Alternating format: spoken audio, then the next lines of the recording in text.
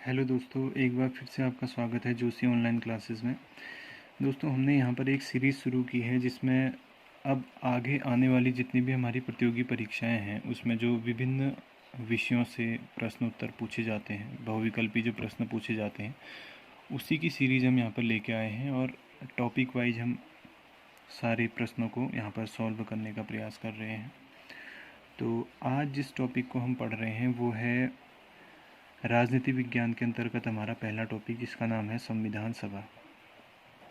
संविधान सभा को हम इस तरह से पढ़ेंगे कि आने वाले एग्ज़ाम्स में इससे कोई भी अगर प्रश्न पूछा जाता है तो वो उससे हमसे ना छूटे। तो संविधान सभा क्या थी, इसमें क्या क्या खूबियाँ थी और इससे क्या क्या महत्वपूर्ण प्रश्न एग्ज़ाम्स में हमारे आ सकते हैं, उसी को हम यहाँ पर देखने का प्रयास करेंगे। तो आइए शुरू करते हैं। दोस्तों, हमें पता है कि जो संविधान सभा है उसका गठन अंग्रेज़ों द्वारा गठित एक कैबिनेट मिशन योजना, जो कैबिनेट मिशन अंग्रेज़ों के द्वारा गठित किया गया था, ये कैबिनेट मिशन हमें पता है कि ये 24 मार्च 1946 को ये भारत में आया था। और इसी कैबिनेट मिशन की संस्तुतियों के आधार पर जुलाई 1946 में भारत में संविधान सभा की स्थापना की गई थी। तो अगर प्रश्न आता है कि संविधान सभा का जो गठन था वो कब हुआ था, स्थापना कब हुई थी, तो जुलाई 1946 में। किसकी संस्तुतियों पर हुई थी, तो कैबिनेट मिशन की संस्तुतियों पर हुई थी। या कैबिनेट मिशन कब भारत में आया था, तो 24 मार्च 1946 को कैबिनेट मिशन भारत में आया था। अब जब जुलाई 1946 में कैबिनेट मिशन के द्वारा संविधान सभा की भारत में स्थापना की गई, तो सबसे पहला सवाल आया कि इसको जो बनाएगा, संविधान जो भारत का निर्माण करेगा, उसके लिए जो मेंबर्स होंगे, जो सदस्य होंगे, वो कहाँ से और कैसे चुने जाएंगे।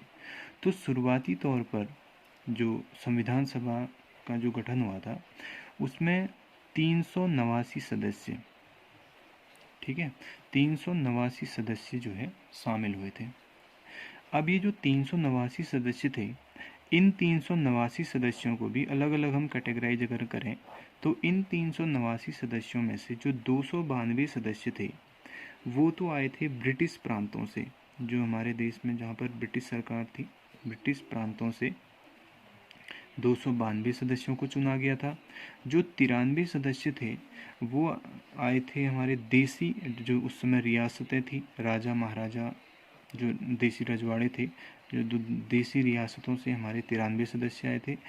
और 4 ऐसे सदस्य थे जो चीफ कमिश्नरी क्षेत्र से चुनकर संविधान सभा के लिए भेजे गए थे।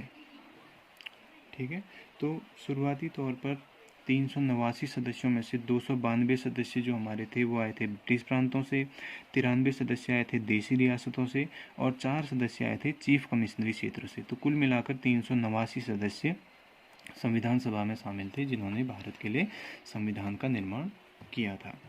अगर हम बात करें कि ये जो 292 सदस्य जो ब्रिटिश प्रांतों से आए थे, इन में भी जो प्रमुख रूप से जो सदस्य भेजे गए थे, इसमें भी अगर हम देखें तो 3 प्रमुख समुदाय थे, जिसमें पहला समुदाय मुस्लिम समुदाय था, जो समुदाय थे मुस्लिम समाज और सिख समाज, और तीसरा सामान्य। इन तीनों ही समुदायों में से सदस्यों को चुनकर, मेंबर्स को चुनकर यहाँ पर भेजा गया था। और जो उस समय जो प्रमुख पार्टियाँ थी, एक पार्टी हमारी कांग्रेस और दूसरी जो पार्टी थी हमारी वो थी मुस्लिम लीग। इन दोनों पार्टियों में से भी सदस्य चुनकर मुख्य रूप से संविधान सभा के लिए भेजे गए थे।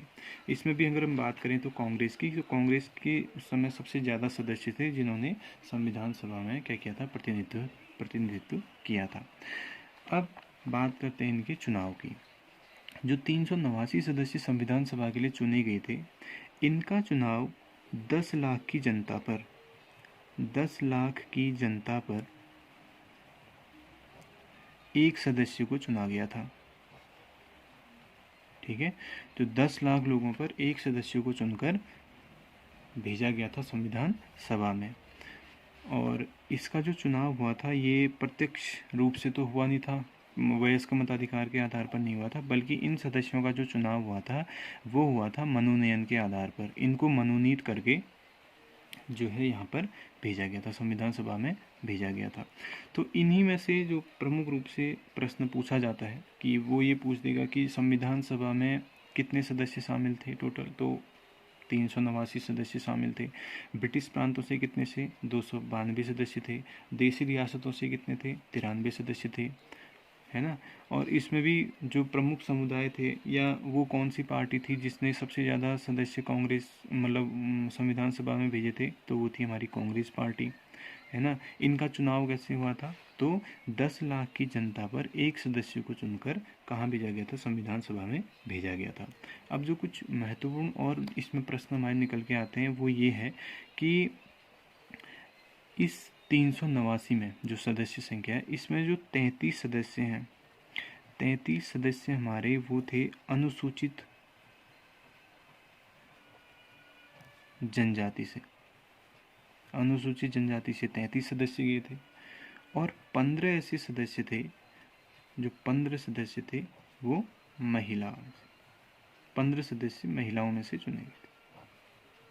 महिलाओं में से 15 सदस्य और 33 सदस्य किस में से गए थे, अनुसूचित जनजाति में से गए थे। अब ये सटीक यहाँ पर एक प्रश्न कट टू कट पूछा जाता है कि संविधान सभा में अनुसूचित जनजाति से कितने सदस्यों ने भाग लिया था, तो 33 सदस्यों ने भाग लिया था। कितनी महिला सदस्यों ने भाग लिया था, तो 15 महिला सदस्यों ने संविधान सभा में क्या किया था, भाग लिया था या प्रतिनिधित्व किया था। अब जब इनका चुनाव हो गया, तो चुनाव होने के बाद जो संविधान सभा की जो पहली बैठक हुई थी, जो पहली इसकी बैठक हुई थी, संविधान सभा की पहली बैठक ये हुई थी 9 दिसंबर 1946 को। 9 दिसंबर 1946 को संविधान सभा की पहली बैठक हुई थी और ये बैठक दिल्ली में स्थित एक कौंसिल चैम्बर का पुस्तकालय भवन था, है ना। कौंसिल चैम्बर का जो पुस्तकालय भवन था, वहाँ पर ये बैठक हमारी आयोजित हुई थी। पहली बैठक, संविधान सभा की पहली बैठक 9 दिसंबर 1946 को कौंसिल चैम्बर का जो पुस्तकालय भवन था वहाँ पर आयोजित हुई थी, नई दिल्ली में। और ये इसी बैठक में क्या हुआ था कि इसके जो सबसे बुजुर्ग सदस्य थे, जिनका नाम था डॉक्टर सच्चिदानंद सिन्हा, सच्चिदानंद सिन्हा को इसका अस्थाई अध्यक्ष बनाया गया था। ये बहुत ज़रूरी याद करना है कि 9 दिसंबर 1946 को जो पहली बैठक हुई थी संविधान सभा की, उसमें जो सबसे बुजुर्ग सदस्य थे, इन 389 मेंबर्स में जो सबसे बुजुर्ग सदस्य थे, उनका नाम था डॉक्टर सच्चिदानंद सिन्हा, जिन्हें अस्थायी रूप से संविधान सभा का अध्यक्ष बनाया गया था। लेकिन उस समय हुआ क्या कि जो मुस्लिम लीग थी, जो पार्टी दूसरी, उसने क्या किया कि इस बैठक का विरोध किया। इस बैठक का विरोध उन्होंने इसलिए किया क्योंकि वो तो 1940 से ही अलग अपने लिए एक प्रांत पाकिस्तान की मांग कर रहे थे, अलग देश की मांग कर रहे थे। तो उन्होंने ये बोला कि जो मुस्लिम लीग है उनके लिए वो क्या होना चाहिए, एक अपना अलग से क्या होना चाहिए, संविधान होना चाहिए। ये बोल के उन्होंने क्या कर दिया, उस बैठक का बहिष्कार कर दिया और ये बैठक वहीं पर स्थगित हो गई। अब उसके 2 दिन बाद जो दूसरी बैठक हुई, ये दूसरी बैठक हुई थी 11 दिसंबर 1946 को ये दूसरी बैठक हुई थी। यहाँ पर क्या हुआ कि सर्वसम्मति से डॉक्टर राजेंद्र प्रसाद, जो बाद में भारत के पहले राष्ट्रपति भी बने थे, राजेंद्र प्रसाद को संविधान सभा का यहाँ पर स्थायी अध्यक्ष नियुक्त कर दिया गया। ठीक है, दूसरी बैठक हुई थी 11 दिसंबर, 2 दिन के बाद 11 दिसंबर 1946 को, और यहाँ पर जो डॉक्टर राजेंद्र प्रसाद थे उनको सर्वसम्मति से दोनों पार्टियों ने मिलकर स्थायी अध्यक्ष क्या किया था, संविधान सभा का चुन लिया था। अब देखो क्वेश्चन यहीं पर फंसाता है, वो पूछता है कि संविधान सभा के पहले यानी कि संविधान सभा के अस्थायी अध्यक्ष कौन थे। अब हम लगातार पढ़ते आ रहे हैं कि स्थायी अध्यक्ष राजेंद्र प्रसाद थे, तो जल्दीबाजी में क्या होता है कि सच्चिदानंद सिन्हा को न टिक कर हम राजेंद्र प्रसाद को वहाँ पर चुन लेते, तो ये ही जो है हमारी गलती होती है। तो यही हमें ध्यान देने के योग्य जो बात है वो यही है कि जो स्थायी अध्यक्ष संविधान सभा के थे वो तो कौन थे, राजेंद्र प्रसाद, और जो अस्थायी अध्यक्ष थे वो कौन थे, उनका नाम था डॉक्टर सच्चिदानंद सिन्हा। इसके बाद ठीक 2 दिन के बाद 13 दिसंबर 1946, ये तीनों डेट बहुत इंपॉर्टेंट है, इसको याद रखना है। 13 दिसंबर 1946 को क्या हुआ था, जवाहरलाल नेहरू जो देश के प्रथम प्रधानमंत्री बने थे, उन्होंने क्या किया था कि संविधान सभा के सामने उद्देश्य प्रस्ताव रखा था। उद्देश्य प्रस्ताव रखा किसने, जवाहरलाल नेहरू ने। 13 दिसंबर 1946 को जवाहरलाल नेहरू ने संविधान सभा के पटल पर क्या रखा था, उद्देश्य प्रस्ताव। उद्देश्य प्रस्ताव का मतलब ये हुआ कि जो हमारा जो संविधान, भारत का जो संविधान बनेगा वो कैसा होगा, उसका उद्देश्य क्या होगा, इससे संबंधित जो प्रस्ताव था वो जवाहरलाल नेहरू के द्वारा 13 दिसंबर 1946 को संविधान सभा के समक्ष रखा गया। और उनका ये जो प्रस्ताव था वो 22 जनवरी यानी कि अगले साल, ठीक उसके अगले साल 22 जनवरी 1947 को, ठीक है, ये जो उद्देश्य प्रस्ताव था ये क्या हो गया था, पास हो गया था। यहाँ तो प्रस्ताव रखा 13 दिसंबर 1946 को जवाहरलाल नेहरू ने प्रस्ताव रखा था, और वो जो प्रस्ताव था वो अगली बैठक जो हुई थी 22 जनवरी 1947 को, वो संविधान सभा में पास हो गया था। और उसके पास होने के बाद क्या हुआ कि संविधान बनने की प्रक्रिया शुरू हुई। उसी उद्देश्य प्रस्ताव के अकॉर्डिंग कि भारत का संविधान कैसा बनेगा, उसके अकॉर्डिंग ही जो है संविधान बनने की प्रक्रिया प्रारंभ हुई। इसके बाद जब प्रक्रिया प्रारंभ हुई तो वहाँ पर कुछ प्रमुख समितियाँ आई, कुछ प्रमुख समितियाँ बनी थी जिन्होंने संविधान निर्माण में अपना अहम रोल वहाँ पर अदा किया था। उन्हीं समितियों को हमने याद करना, उनके अध्यक्ष को हमने याद करना है, क्योंकि वहाँ से भी कभी कभी क्या होता है कि प्रश्न पूछे जाते हैं। तो इस समिति में जो पहली समिति हमारी बनी थी उसका नाम था संचालन समिति।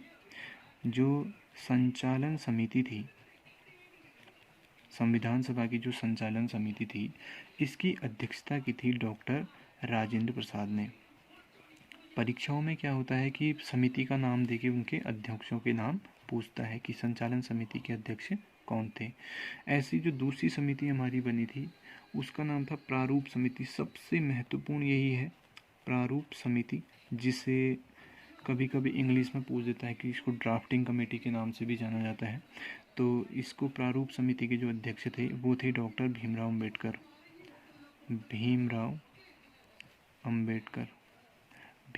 अंबेडकर प्रारूप समिति के अध्यक्ष थे। प्रारूप समिति को कभी कभी क्या होता है कि इस तरह से पूछ लेता है कि ड्राफ्टिंग कमेटी, और ड्राफ्टिंग कमेटी जब पूछता है तो उसी की वजह से कन्फ्यूजन पैदा होता है और हमारा आंसर गलत हो जाता है। तो प्रारूप समिति को ही जो है दूसरी इंग्लिश में ड्राफ्टिंग कमेटी के नाम से जाना जाता है। इसके बाद जो अगली कमेटी हमारी थी वो थी प्रांतीय संचालन समिति। प्रांतीय संविधान समिति या प्रांतीय संचालन समिति। जो प्रांतीय संचालन समिति थे इसके जो अध्यक्ष थे वो थे वल्लभ भाई पटेल। क्योंकि हम वल्लभ भाई पटेल के बारे में जानते हैं कि इन्होंने ही सबसे बड़ा रोल अदा किया था कि जो अलग अलग देशी रियासतें हैं उनको जोड़कर भारत में मतलब संघ में मिलाने का। वल्लभ भाई पटेल, तो ये प्रांतीय संचालन समिति के जो अध्यक्ष थे वल्लभ भाई पटेल थे। ऐसे ही अगले जो हमारे अध्यक्ष थे वो थी एक समिति बनी थी संघीय संविधान समिति। संघीय संविधान समिति, जो संघीय संविधान समिति थी इसके अध्यक्ष थे जवाहरलाल नेहरू। ये संघीय जो हमारी संविधान समिति थी उसके अध्यक्ष थे। एक समिति हमारी बनी थी जिसका नाम है सलाहकार समिति। संविधान के लिए जो सलाहकार समिति बनाई गई थी जो अपनी सलाह देती थी, इसके जो अध्यक्ष थे उनका नाम था बी एन राव। इससे बहुत बार प्रश्न पूछा जाता है, काफ़ी बार रिपीट होता है कि जो संविधान की सलाहकार समिति थी उसके अध्यक्ष कौन थे, तो उनका नाम था बी एन राव। ठीक है, तो इस तरह से हमारी कुछ समितियां बनी थी जो प्रमुख रूप से एग्जाम्स में पूछी जाती है। उसमें हमारी जो मोस्ट इम्पोर्टेंट है वो है प्रारूप समिति और प्रांतीय संचालन समिति और सलाहकार समिति। इनसे क्वेश्चन आता है कि इनके अध्यक्ष कौन थे। आगे हम बात करते हैं। इसके बाद क्या हुआ था कि जो हमारा संविधान के लिए जो समितियां बनी, उसके बाद इसमें जो समय लगा, संविधान बनाने में जो टोटल समय लगा वो लगा था 2 वर्ष 11 माह और 18 दिन। 2 वर्ष 11 माह 18 दिन में हमारा संविधान बनकर तैयार हो गया था। तो अब इतना समय क्यों लगा? इतना समय इसलिए लगा क्योंकि हम जानते हैं कि हमारा देश लगभग 200 सालों तक अंग्रेज़ों का गुलाम था और उससे पहले यहाँ पर क्या था, राजशाही थी, राजतंत्र विद्यमान था। तो कोई भी सदस्य जल्दीबाजी में ऐसा नहीं चाहता था कि कोई कमज़ोर संविधान बने, उसका बार बार उल्लंघन हो। तो सभी ये चाहते थे कि ऐसा संविधान, इतना मतलब अच्छा संविधान बने, तटस्थ संविधान बने कि उसका कोई भी व्यक्ति बार बार उल्लंघन ना कर सके। तो उसी के लिए 2 वर्ष 11 माह 18 दिन का समय जो है संविधान को बनाने में लगा था। इसके बाद 26 नवंबर 1949 ये एक ऐसी डेट है जिस दिन को हमारा जो संविधान था, भारत का जो संविधान था, वो पूर्ण रूप से क्या हो गया था, पारित हो गया था। 26 नवंबर 1949 को हमारा संविधान पारित हो गया था, या इसे दूसरे शब्दों में अंगीकार भी कहते हैं कि हमने 26 नवंबर 1949 को संविधान को अंगीकार कर लिया था या पारित कर लिया था।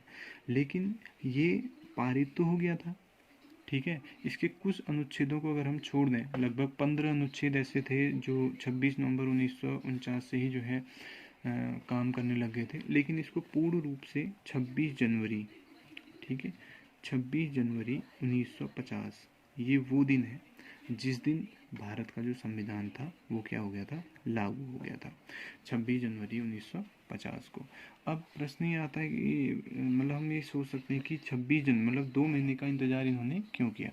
तो यहाँ पर आपको ध्यान रखना है कि 26 जनवरी वो तिथि थी जब 1930 में पहली बार क्या हुआ था, स्वतंत्रता दिवस मनाया गया था। तो इसीलिए 26 जनवरी की तिथि रखी गई जिस दिन भारतीय संविधान को पूर्ण रूप से क्या कर दिया गया था, लागू कर दिया गया था। 26 नवंबर को हमारा संविधान पारित हुआ था, अंगीकार किया गया था, और 26 जनवरी 1950 को इसे पूर्ण रूप से लागू कर दिया गया था। अब जो संविधान हमारा बना था, वो जो मूल संविधान है, शुरुआत का जो संविधान जिसे कहते हैं मूल संविधान, उस संविधान में टोटल 395 अनुच्छेद थे और इसके 22 भाग थे, और इसमें शुरुआत में 8 अनुसूचियां थी। भारतीय संविधान में जो मूल संविधान था भारत का, उसमें 395 अनुच्छेद थे, उसके 22 भाग थे और 8 अनुसूचियां थी। अब समय के साथ साथ क्या हुआ, अनुच्छेद और अनुसूचियां बढ़ती चली गई। तो वर्तमान की अगर हम बात करें, तो अगर हम वर्तमान में देखें तो वर्तमान में हमारे पास 12 अनुसूचियां हमारे संविधान में हैं, और ये जो 395 अनुच्छेद हैं ये भी बार बार संशोधन होने के बाद, इनमें क ख या ABCD जोड़ने के बाद ये भी लगभग हमारे पास 450 से ऊपर अभी हमारे पास क्या है, अनुच्छेद है, ठीक है। अब प्रश्न यहीं से पूछता है कि जो भारत का मूल संविधान था उसमें कितने अनुच्छेद थे, है ना। तो अगर मूल संविधान की बात करेगा तो मूल संविधान में 395 अनुच्छेद थे और मूल संविधान में 8 अनुसूचियाँ थी। मूल संविधान में 22 भाग थे। भाग अभी वर्तमान में भी 22 ही हैं, इनमें कोई बदलाव नहीं हुआ है। अगर पूछेगा कि वर्तमान में भारतीय संविधान में कितनी अनुसूचियाँ हैं, तो वर्तमान में भारतीय संविधान में जो अनुसूचियों की संख्या है वो है 12 अनुसूचियाँ, ठीक है। तो इस तरह से हमारा जो संविधान था वो 26 जनवरी 1950 को संविधान सभा के द्वारा पूर्ण रूप से लागू कर दिया गया था।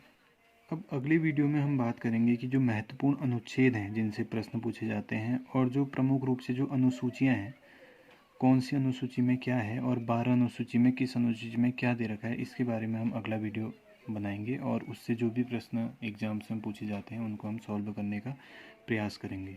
इसके अलावा संविधान सभा से जुड़ी हुई एक और बात है, हमने पहले बताया था कि देसी रियासतों से 93 सदस्य जो थे संविधान सभा में शामिल थे, उनमें से हैदराबाद एक ऐसी रियासत थी जिसने अपने किसी भी प्रतिनिधि को संविधान सभा में नहीं भेजा था। और एक मोस्ट इम्पोर्टेंट क्वेश्चन है यहाँ पर कि जो बी आर अम्बेडकर, जिनको मुख्य रूप से माना जाता है कि इन्हीं के द्वारा संविधान बनाया गया था, तो कभी कभी क्या होता है इनका वो पूछ लेता है कि बी आर अम्बेडकर कौन से प्रांत का प्रतिनिधित्व कर रहे थे, है ना, जो प्रारूप समिति के अध्यक्ष थे भीमराव अम्बेडकर। तो इनके लिए पूछा जाता है कि ये कौन से प्रांत का संविधान सभा में प्रतिनिधित्व कर रहे थे, तो इनका आंसर होगा आपका बंगाल। जो भीमराव अम्बेडकर जी हैं उनको बंगाल से संविधान सभा के लिए चुना गया था। और इसके अलावा कुछ जो महत्वपूर्ण प्रश्न है उसको हमने वन लाइनर में यहाँ पर बनाया हुआ है, इसको हम देखते हैं। पहला प्रश्न हमारा कि जो भारतीय संविधान सभा है उसकी जो स्थापना थी वो किसकी संस्तुतियों पर की गई थी। तो भारतीय संविधान की स्थापना हमने बताया था कि जो कैबिनेट मिशन भारत में आया था 24 मार्च 1946 को, उसी के द्वारा जो है उसकी संस्तुतियाँ जो उसने दी थी, तो उसी के आधार पर भारतीय संविधान सभा की स्थापना की गई थी। दूसरा प्रश्न है संविधान सभा की प्रथम बैठक कब हुई थी। तो संविधान सभा की जो प्रथम बैठक थी वो 9 दिसंबर 1946 ईस्वी को हुई थी। संविधान सभा की प्रारूप समिति के अध्यक्ष कौन थे। प्रारूप या ड्राफ्टिंग कमेटी जिसको बोला जाता है, तो ये थे आपके भीमराव अंबेडकर, डॉक्टर भीमराव अंबेडकर, जो बंगाल प्रांत का प्रतिनिधित्व कर रहे थे, वो प्रारूप समिति के अध्यक्ष थे। संविधान सभा में उद्देश्य प्रस्ताव किसने रखा था। तो संविधान सभा में हमने बताया था कि 13 दिसंबर 1946 को जवाहरलाल नेहरू के द्वारा उद्देश्य प्रस्ताव रखा गया था। संविधान सभा की अंतिम बैठक कब हुई थी। तो संविधान सभा की जो अंतिम बैठक हुई थी ये हुई थी 24 जनवरी 1950 को। इसके बाद 26 जनवरी 1950 को संविधान को पूर्ण रूप से लागू कर दिया गया था और भारत जो है एक लोकतंत्र, उस दिन पूर्ण रूप से लोकतंत्र बन गया था। संविधान सभा की सलाहकार समिति के अध्यक्ष कौन थे। सलाहकार समिति के जो अध्यक्ष थे उनका नाम था BN राव। संविधान सभा में किस रियासत के प्रतिनिधि शामिल नहीं थे। तो जैसा अभी बताया था कि जो हैदराबाद जो रियासत थी उसने अपने किसी भी प्रतिनिधि को संविधान सभा में प्रतिनिधित्व करने के लिए नहीं भेजा था। देश विभाजन के बाद संविधान सभा का पुनर्गठन। देश विभाजन जब माउंटबेटन योजना के तहत जब 14-15 अगस्त 1947 को देश पाकिस्तान और भारत नाम के दो मुल्कों में जब विभाजित हुआ था, तो उसके बाद जब भारत में जब संविधान सभा का दोबारा से पुनर्गठन हुआ था, तो उसमें जो तिथि थी वो थी 31 अक्टूबर 1947 को ये दोबारा से पुनर्गठित हुए थे। संविधान सभा ने राष्ट्रीय गान और राष्ट्रीय गीत को कब अपनाया था। ये भी बहुत महत्वपूर्ण प्रश्न है, ये भी बहुत सारे एग्जाम्स में पूछा गया है। तो इसका आंसर है 24 जनवरी 1950 को जो संविधान सभा थी उसने जो राष्ट्रीय गान है हमारा जनगण मन अधिनायक जय हे और जो राष्ट्रीय गीत है वंदे मातरम उसको जो है अपनाया था। लास्ट है संविधान सभा के स्थायी अध्यक्ष कौन थे। तो संविधान सभा के जो स्थायी अध्यक्ष थे उनका नाम था डॉक्टर राजेंद्र प्रसाद। सिर्फ यहाँ पर हमें कन्फ्यूजन कभी कभी होता है कि संविधान सभा के स्थायी अध्यक्ष और संविधान सभा की प्रारूप समिति के अध्यक्ष, इन दोनों में कन्फ्यूज नहीं होना है। स्थायी जो अध्यक्ष थे वो तो राजेंद्र प्रसाद थे, अगर प्रारूप समिति का अध्यक्ष पूछेगा तो वो भीमराव अंबेडकर जी थे। तो जल्द ही हम अगले वीडियो में अब आपको जो भारतीय संविधान की जो 12 अनुसूचियाँ हैं उसको लेकर एक वीडियो बनाएंगे और उससे संबंधित जो भी प्रश्न परीक्षाओं में पूछे जाते हैं उनको हल करने का प्रयास करेंगे। बहुत बहुत धन्यवाद।